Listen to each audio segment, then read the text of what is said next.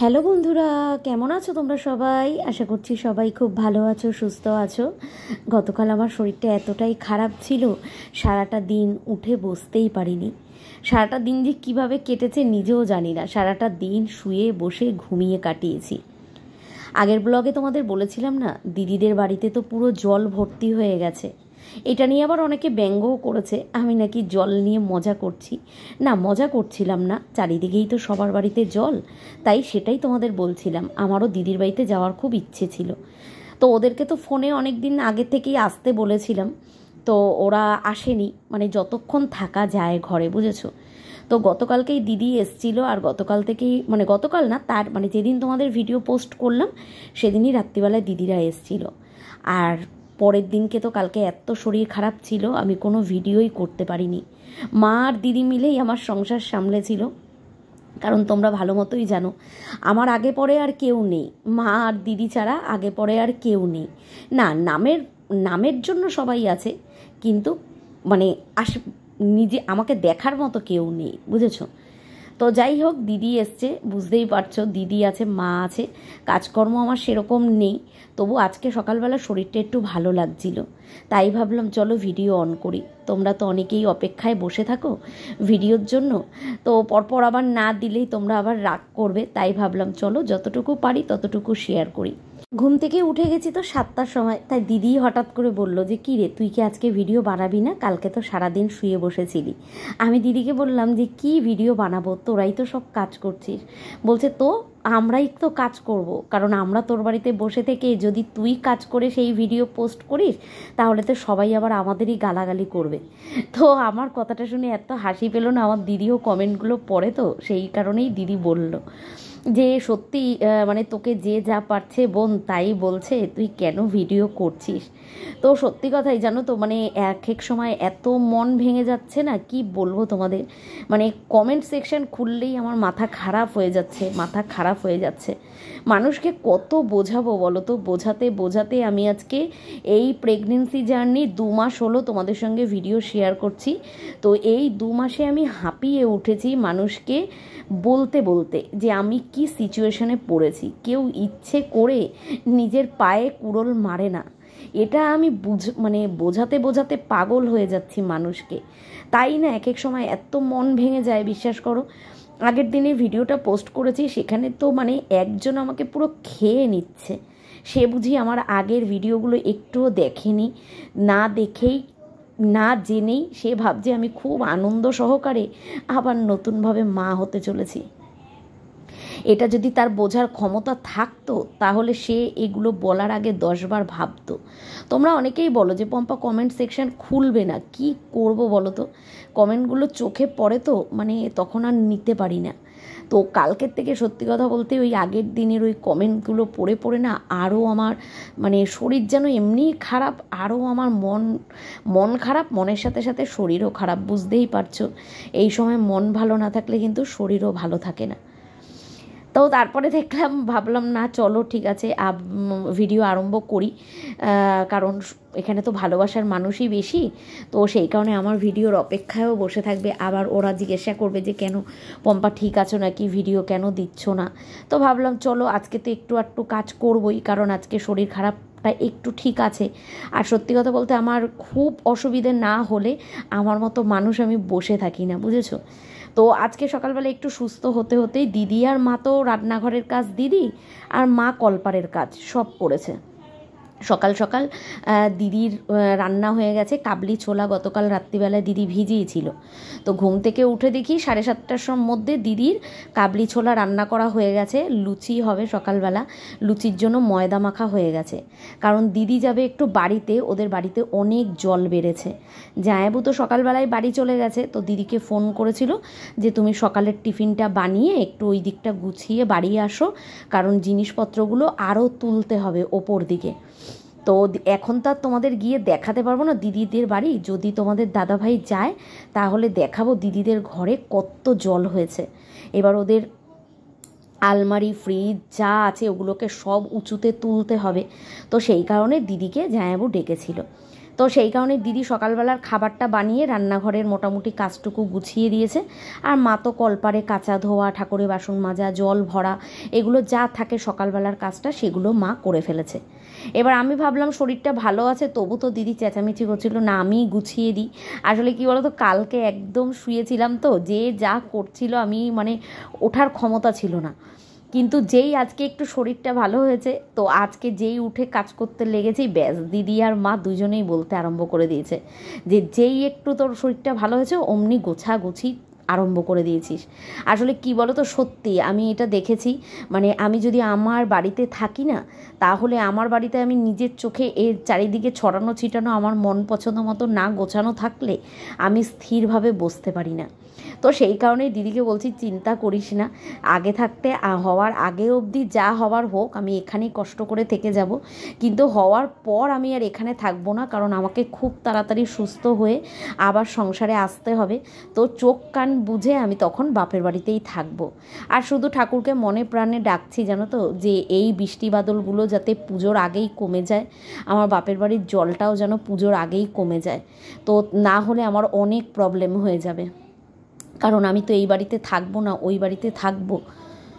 তো সেই কারণেই না মানে সমস্ত দিক মানে চিন্তা ভাবনা মাথার মধ্যে এমনভাবে জেঁকে ধরেছে, তোমাদেরকে বলে বোঝাতে পারবো না, বিশ্বাস করো আমার যেন ভালো লাগছে না। তোমরা আবার অনেকেই হয়তো বলবে তাহলে কেন ভিডিও বানাও, ওই যে বলি না, যেটাকে প্রফেশন হিসেবে নিয়েছি, এটাও তো একটা কাজের জায়গা। ধরো আজ যদি লোকের বাড়িতেও বাসন মাজতাম, হয়তো এই অবস্থায় মাজতে যেতে পারতাম না, কিন্তু কোনো যদি একটা ভালো জায়গায় কাজ করতাম, সেখানে কিন্তু কাজটাকে ছেড়ে দিতাম বলো? সবাই তো কাজ করে দুটো টাকার জন্যই, তো আমিও কিন্তু এখানে কাজ করি দুটো টাকার জন্যে। শুধু আমি না, দেখো যারা ব্লগ করে, যারা এই সোশ্যাল মিডিয়াতে আছে, সবাই তো টাকার জন্যই করে। টাকার জন্য মানুষ কত নোংরামি করছে, সেই সব জায়গায় তো কত কমেন্ট করার জায়গা আছে, সেখানে গিয়ে মানুষ কমেন্ট করবে না। কিছু কিছু মানুষ আছে জানো তো, তাদের কোনো কাজ নেই, তারা একটা টপিক পেলে মানে কন্টিনিউ তোমার পেছনে লেগেই থাকবে। ওই যে তোমরা বলো ইগনোর করতে, কিন্তু কি বলো তো, পারি না। মানে এক এক সময় এমন হয়ে যায় না, মানে আমি আর নিতে পারি না, তখন মনে মনে সত্যিই ভাবি ধুর তেরি ভিডিও করবো না। আজকে যদি ভিডিও না করি তাহলে আমাকে কে বলার আছে? আমার সন্তান আমি জন্ম দেব, আমি মানুষ করব, আমি খাওয়াবো, কে বলার আছে? আবার ভাবি কি না, যদি জায়গাটা ছেড়ে দিই, এরপরে আমি আফসোস করব, আজ আমার দেখতে দেখতে সন্তানও হয়ে যাবে, সেও বড় হয়ে যাবে, মেয়েরও একটা ব্যবস্থা হয়ে যাবে, কিন্তু আমার কাজের জায়গাটা তো নষ্ট হয়ে যাবে বলো? আমি যে ঘরে বসে দুটো টাকা ইনকাম করছি, সেটা কার জন্য? আমি নিজে সুখে থাকার জন্য না, আমার সন্তান, আমাদের পরিবার, আমাদের সংসার ভালো রাখার জন্য।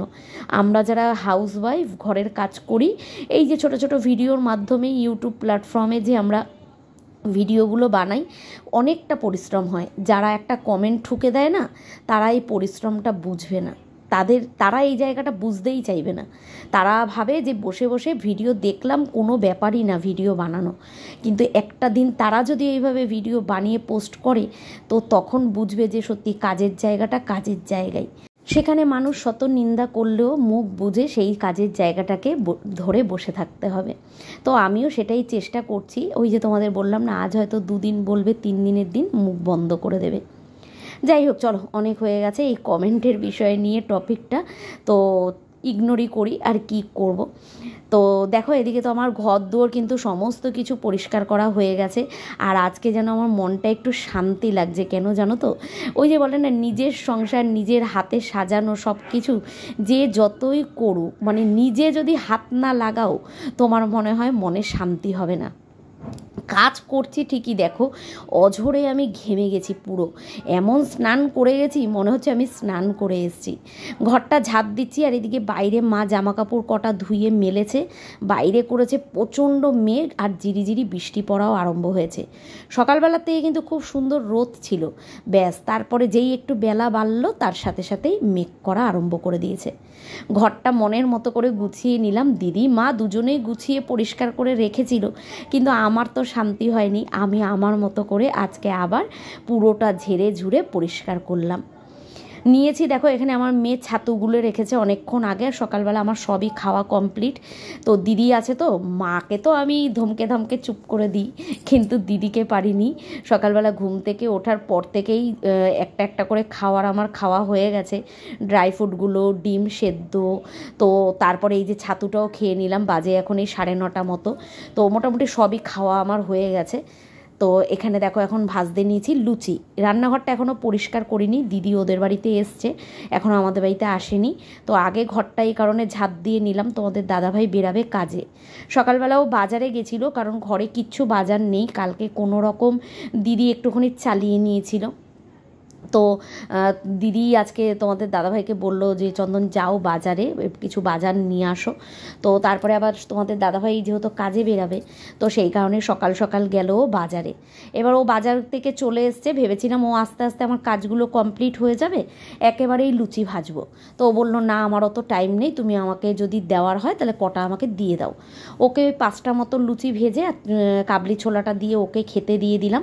ও বেরিয়ে গেল। তারপরে অনেকটা টাইম বসেছিলাম একটু পাখার তলায়, শরীরটা ঠান্ডা করলাম। তার মধ্যে দিদি আসলো, বাসন মাজলো, তারপরে ঘর মুছে টুচে দিল। আর দিদিকে বললাম তুমি একটা কাজ করো, গামলার জলটা ফেলো না, এখনও তো জল আসতে দেরি আছে, সিঁড়ির ঘরটা ধোয়াতে হবে না, আমার এদিকে কাজ আছে।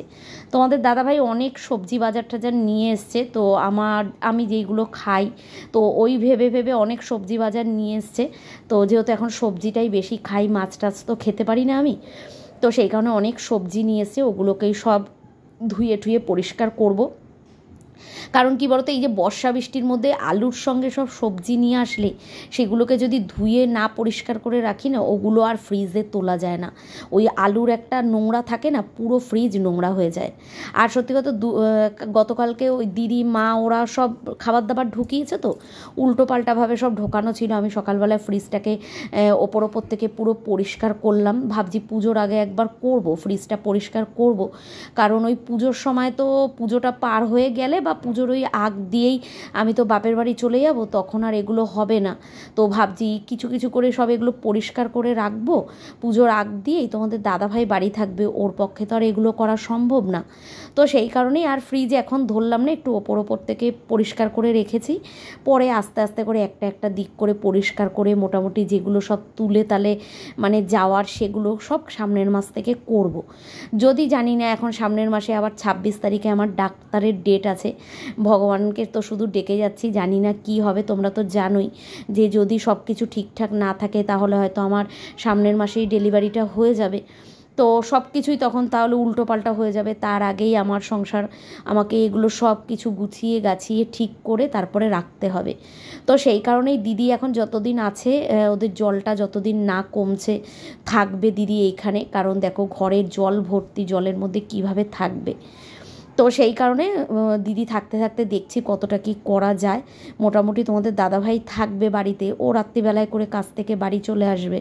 এবার সপ্তাহে একদিন করেও একটু ঘর দুয়ার ঝেড়ে মুছে দেবে। আর তারপরে আমি যখন আসবো আবার সব পরিষ্কার পরিচ্ছন্ন করব। তো সেইগুলোই সব আলোচনা করি এখন, কারণ দেখো হাতে গোনা তো বেশি সময় নেই, যদি সামনের মাসের মধ্যে হয়ে যায় তাহলে তো হাতে গোনা আর বেশি সময় নেই। তো সেই কারণে সব বিবেচনা করেই ভাবছি এই কটা দিন পর থেকে এখন একটু রেস্ট নিয়ে নিই, এই মাঝে মাঝে যেদিনই একটু শরীর ভালো থাকবে সেদিনই এই কাজগুলোকে সারবো। এখানে সবজি বাজার, ফল, আলু দেখো অনেক কিছু এনেছে। আমি সব কিছু ধুয়ে ঠুয়ে একদম সুন্দর করে পরিষ্কার করে এই পাশে সিঁড়ির দিকে তুলে দিয়েছি। কটা জামা কাপড় না কাচলেই না, দেখলাম বালতিতে তো 1 বালতি জামা কাপড় হয়েই গেছে। আর তোমাদের দাদাভাইয়ের সব গেঞ্জি এগুলো সব নোংরা হয়ে গেছে, ওগুলো কাচাও হচ্ছে না। দিদিকে বলছি, দিদিরও টাইম হচ্ছে না। তো সেই কারণে ভাবলাম আজকে 2-3টে মতো গেঞ্জি ওর কেচে দিই। আসলে মা কাচে জানো তো, সকালবেলা মা তো হাতে সেইভাবে জোর পায় না। আর দিদিও দেখলাম এখনও আসেনি, আমি ভিজিয়েছিলাম, তারপর দেখলাম আসছে না, যখন আমি এগুলোকে কেচে দিই। তো কেচে দিলাম, দিয়ে দেখো সিঁড়ির ঘরটা ভালো করে ধুয়ে এখানে সব গুছিয়ে পরিষ্কার করে দিলাম। সকালবেলা এক ঝলক বৃষ্টি হয়েছিল না, সকালবেলার থেকে এমন অবস্থা ছিল, সিঁড়ির ঘরটা দেখলে ঘেন্না লাগছিল। তোমাদের দাদাভাই আজকে চিকেন নিয়ে এসছে, মেয়ে কালকে রাত্রিবেলায় বলছিল অনেক দিন চিকেন খায় না, তো তোমাদের দাদাভাই চিকেন নিয়ে এসছে, ওগুলোকেও সব ধুয়ে ঠুয়ে একদম পরিষ্কার করে দিয়েছি। আর এখন না প্রচুর কষ্ট হচ্ছে, মনে হচ্ছে কতক্ষণে স্নান করব, কতক্ষণে গিয়ে পিঠটা একটু টান করব। তবে এই যে জামা কাপড় কটা কেচে ধুয়ে মেলে এরপরে এই রাস্তার সামনেটা ঝাঁট দেবো। আর এখানে দেখো সব পুরনো অনেক জুতো ছিল, সেগুলোকে সব বাটঠার করে বাইরের দিকে রেখে দিলাম। পরিষ্কার করেছি আজকে, মেন কথা সিঁড়ির ঘরের ওই দিকটা পরিষ্কার করেছি। দেখো কি সুন্দর রোদ উঠেছে না, এই কিছুক্ষণ পরে আবার বৃষ্টিও নেমে গেছিলো।